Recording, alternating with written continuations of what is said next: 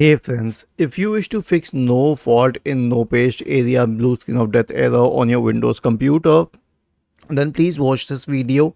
I will guide you to the resolutions. So before anything else, the first solution will be to disconnect peripherals like printers, scanners, cameras, etc., which push their own drivers to the computer, thus conflicting with the existing drivers of the computer. Okay. The next solution will be an SFC scan. So search for command prompt in the Windows search bar and click on Run as Administrator. Type the command sfc /scan now and hit enter to invoke the sfc scan.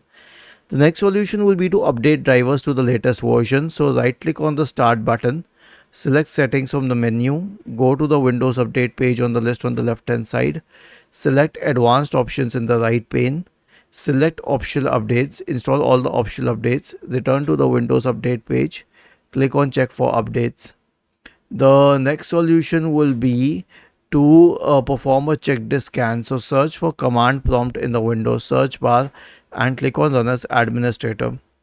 Type the command chkdsk /r /f and hit enter. Then press Y and hit enter once again. Okay, and obviously the last solution beyond this will be to check for the memory, which is the RAM. So search for Windows Memory Diagnostic and open Windows Memory Diagnostic.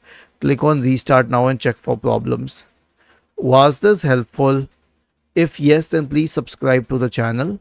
If not, then let us know in the comment section of the video on how we could help you further. Thank you for watching this video and have a nice day.